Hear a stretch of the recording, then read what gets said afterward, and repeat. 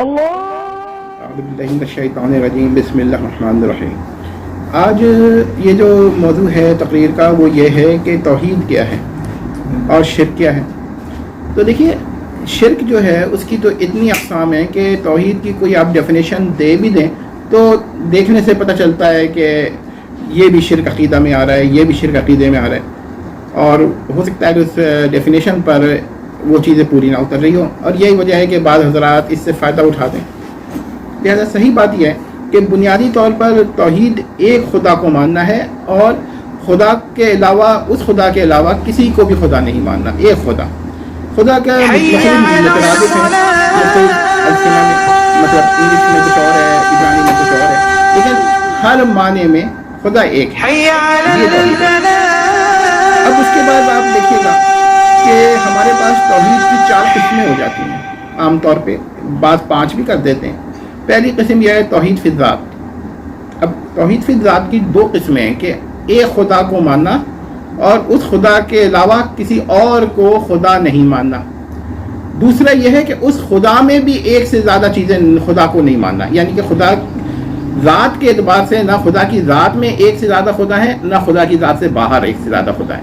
यानी मिसाल के तौर पर ट्रिनिटी का अक़ीदा है कि एक खुदा की ज़ात में 3 अक़ानीम है, उक़नऊम को वो खुदा कहते हैं। तो इसकी भी नफ़ी है, और इसकी भी नफ़ी है कि खुदा की ज़ात के अलावा कोई एक खुदा। तो ये तो पहली बात, इस बात हो गई तौहीद फिल ज़ात। तौहीद फिल सिफ़ात, इसके मतलब यह है कि जिन सिफ़ात पर खुदा मुत्तसिफ़ है उसकी 2 किस्में हैं। जिन सिफ़ात से खुदा मुत्तसिफ़ है, पहली तो है सिफ़ात मुख्तसा। इसका मतलब यह है कि वो सिफ़ात हैं जिनसे खुदा तो मुत्तसिफ़ है लेकिन गैर खुदा किसी तरह मुत्तसिफ़ नहीं, ना ज़ाती तौर पर और ना गैर ज़ाती तौर पर, वो है ही नहीं। और एक है दूसरी तौहीद का यह है कि कुछ सिफ़ात बारी ताला की सिफ़ात गैर मुख्तसा हैं, यानी कि बारी ताला भी उनसे मुत्तसिफ़ है और गैर अल्लाह भी उनसे मुत्तसिफ़ हो सकता है, खा हो खा ना हो। अब ये जो सिफ़ात हैं जो गैर मुख्तसा हैं, इनमें से एक किस्म जो बारी ताला के लिए साबित है, उस किस्म का गैर अल्लाह के लिए साबित करना ये शिर्क हो जाता है। लेकिन नफ्स सिफत में ये मसला नहीं है। मसलन इल्म है, अब अल्लाह का इल्म की सिफत है गैर महदूद होना, तो मखलूक के लिए गैर महदूद इल्म आप मानेंगे तो ये शिर्क हो जाएगा। खा उसे ज़ाती माने, खा वो गैर ज़ाती माने, मगर नफ्स इल्म माने तो ये शिर्क नहीं होगा, ये क्योंकि सिफात है गैर। लेकिन जो इल्म गैब है, ये उलमा के एक बड़ी तादाद इसको सिफात मुख्तसा में मानती है। तो आप जब इल्म गैब कहेंगे तो वो फिर गैर अल्लाह के लिए नहीं मानी जाएगी।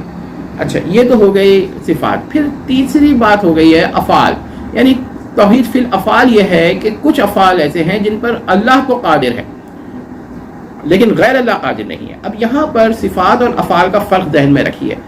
जो सिफ़ात यानी एट्रीब्यूट्स हैं वो अलग चीज़ है, और जो अफ़ाल यानी एक्ट्स हैं वो अलग चीज़ है। तो कुछ अफ़ाल ऐसे हैं जिन पर अल्लाह तो कादिर है लेकिन गैर अल्लाह को हम उस पर कादिर नहीं मानते। अगर आप उस गैर अल्लाह को उस पर कादिर किसी भी एतबार से मानेंगे तो ये शिर्क हो जाएगा। तो ये तौहीद फिल अफ़ाल हो गया। बहरहाल कुछ अफ़ाल ऐसे हैं जिन पर बारी ताला भी कादिर है और इंसान को भी किसी दर्जे में कादिर कहा जाता है, मतलब रहम करना, करम करना, लोगों के साथ अच्छा मतलब माफ़ी कर देना वगैरह। लेकिन बारी ताला कुछ, तो इसमें भी आप कह सकते हैं कि अफ़ाल की 2 किस्में हैं, एक मुख्तसा है और एक गैर मुख्तसा, ये कहा जा सकता है। इसके बाद एक तौहीद आती है तौहीद फिल हुकूक, यानी कुछ ऐसे हक़ हैं जो सिर्फ अल्लाह ताला के हैं, गैर अल्लाह उसमें शरीक नहीं है। मसलन इस्तिहक़ाक़ इबादत है या काबिल इबादत होना है, तो इसमें यह है कि आप ये तो कह सकते हैं कि अल्लाह ये हक़ रखता है कि बंदों को हुक्म दे कि तुम जो खुदा की इबादत करो, अल्लाह की इबादत करो, लेकिन ये हक़ गैर अल्लाह को नहीं है। तो जिन चीज़ों का हक़ अल्लाह ताला के लिए ख़ास होता है तो बारी ताला उनको गैर अल्लाह के लिए हुक्म नहीं दे सकता।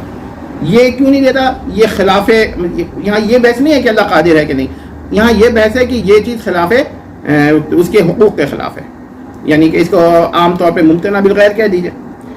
इसके बाद एक और चीज़ है जी तौहीद रुबूबियत। अच्छा, बाद हज़रात तौहीद फिल हुकूक और तौहीद फिल रुबूबियत को ये इसमें डाल देते हैं, तौहीद फिल सिफ़ात की अक़साम में डाल देते हैं।